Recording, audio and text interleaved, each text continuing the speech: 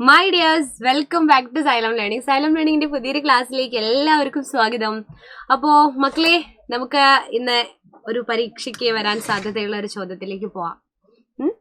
പരീക്ഷയ്ക്ക് സാധ്യത ഇല്ലാന്ന് ടീച്ചർ പറയുന്നത് 4ാം ക്ലാസ്സിൽ നിന്നും 5ാം ക്ലാസ്സിൽ നിന്നും കൂടുതൽ അത്ര എഴുതി ശീലമില്ലാത്ത ഒന്നാണ് ഉപന്യാസം എന്നത്, അല്ലേ?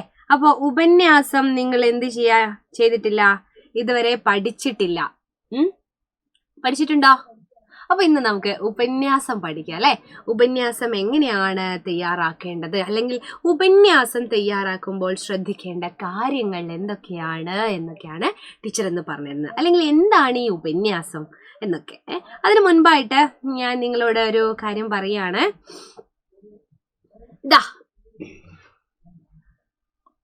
എല്ലാരും പറഞ്ഞിട്ടും അറച്ചിട്ടൊക്കെ കേട്ടിട്ടുണ്ടാവും, അല്ലെ? നിങ്ങൾ ഏത് ക്ലാസ്സിലാണ് പഠിക്കുന്നത്?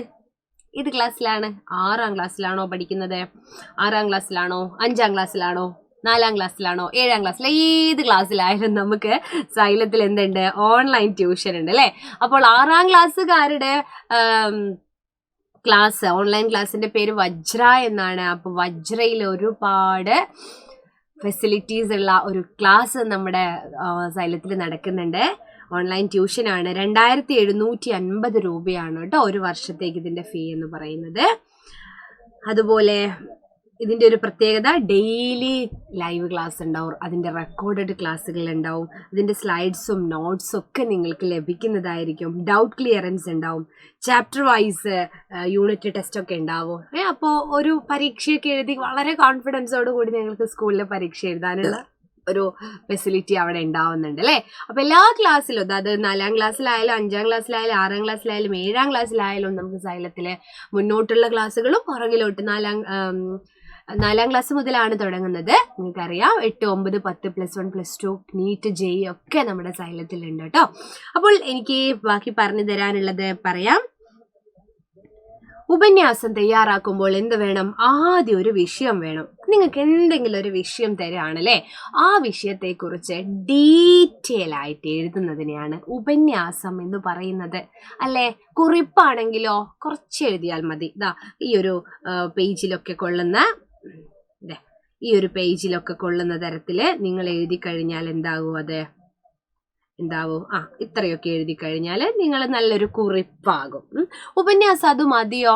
പോരാ, അല്ലേ? നമ്മൾ പാരഗ്രാഫൊക്കെ തിരിച്ച് എന്താണോ വിഷയം, ആ വിഷയത്തെക്കുറിച്ച് നല്ലൊരു ആമുഖമൊക്കെ കൊടുത്ത്, ആമുഖം എന്ന് പറഞ്ഞാൽ തുടക്കം, എന്നിട്ട് ഖണ്ഡിക തിരിച്ച് പാരഗ്രാഫ് ആയിട്ട് ഓരോ കാര്യങ്ങളും ആ വിഷയത്തെക്കുറിച്ച് ഉൾക്കൊണ്ടിട്ട് നമ്മൾ എഴുതണം. അതുപോലെ നമ്മുടെ സ്വന്തമായ അഭിപ്രായങ്ങളൊക്കെ എഴുതണം, അല്ലേ? ആദ്യം എന്ത് വേണം? വിഷയം തന്നിട്ടുണ്ടാവും, പക്ഷെ ആ വിഷയത്തിനെക്കാട്ടും നിങ്ങൾക്ക് ആ വിഷയമായിട്ട് ബന്ധപ്പെടുത്തി നല്ലൊരു തലക്കെട്ട്, നല്ലൊരു ഹെഡിങ് കൊടുക്കുകയാണെങ്കിൽ അത് വായിക്കുന്നവർക്ക് തന്നെ അത് വായിക്കുന്നവർ തന്നെ കൊള്ളാലോ, അല്ലേ? ഇതൊന്ന് വായിച്ചു നോക്കണല്ലോ എന്ന് തോന്നുന്ന തരത്തില് ഒരു തലക്കെട്ട്. പിന്നെ ആമുഖമാണ്. ആമുഖത്തിന്റെ പ്രത്യേകത എന്താ? ആമുഖം എന്ന് പറയുന്നത് ആ വിഷയത്തെക്കുറിച്ച് ഏതെങ്കിലും ഒരു കോട്ടൊക്കെ വെച്ചിട്ട്, മഹാന്മാര് പറഞ്ഞ ചില കോട്ട്സ് ഉണ്ടാവും, ചില കവികൾ എഴുതിയ മനോഹരമായ വരികൾ ഉണ്ടാവും അതിനെക്കുറിച്ച്. അതൊക്കെ ചേർത്ത് വെച്ചുകൊണ്ട് നിങ്ങൾക്ക് ആമുഖം എഴുതാം. എന്നിട്ട് നേരെ വിഷയത്തിലേക്ക് കടക്കാം. ആശയം, അല്ലേ?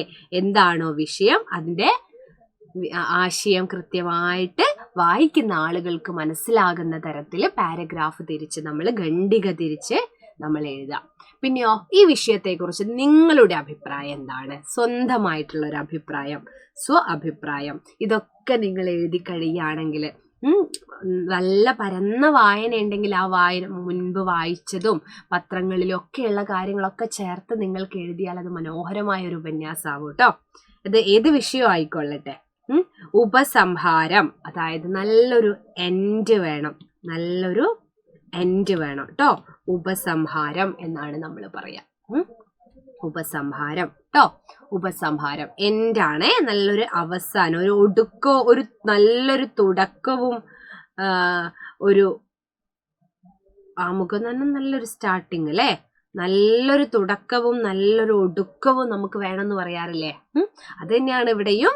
നല്ല ആമുഖം വേണം, അതുപോലെ നല്ല ഉപസംഹാരം, നല്ലൊരു എൻഡും വേണം. ഇപ്പോൾ ഒരു ഉദാഹരണം ടീച്ചർ പറയുകയാണേ. മലയാള ഭാഷയെക്കുറിച്ച് നമ്മളോട് എൻ്റെ ഭാഷ എന്നുള്ള വിഷയത്തെക്കുറിച്ച് ഒരു ഉപന്യാസം തയ്യാറാക്കാൻ പറഞ്ഞാൽ നിങ്ങൾക്കൊരു തലക്കെട്ട് നിങ്ങൾക്ക് കൊടുക്കാന്ന് പറഞ്ഞില്ലേ, നന്മയാണ് അമ്മ മലയാളം.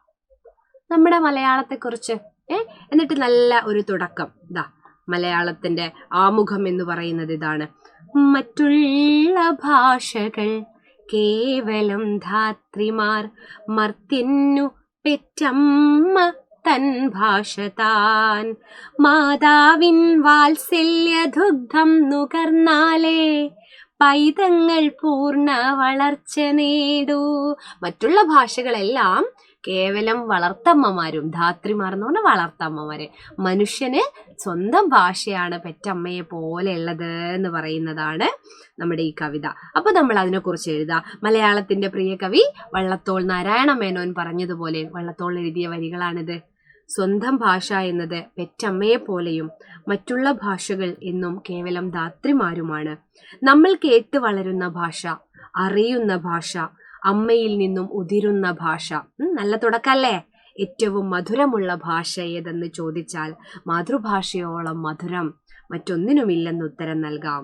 മലയാളത്തിന്റെ പ്രാധാന്യത്തെക്കുറിച്ച്, മലയാള ഭാഷയുടെ മഹത്വത്തെക്കുറിച്ച് അല്ലേ എന്നും പറഞ്ഞ് നമുക്ക് എഴുതാം അല്ലേ. പിന്നെ എന്താണ്, എൻ്റെ ഭാഷ എന്ന കവിതയിൽ, ഓരോ കവിതയില് 6ാം ക്ലാസ്സിൽ നമുക്ക് മലയാളം ഫസ്റ്റിനും സെക്കൻഡിനും വന്നാലും ഉദാഹരണമായിട്ട് നിങ്ങൾക്ക് ഇത് എടുക്കാം കേട്ടോ.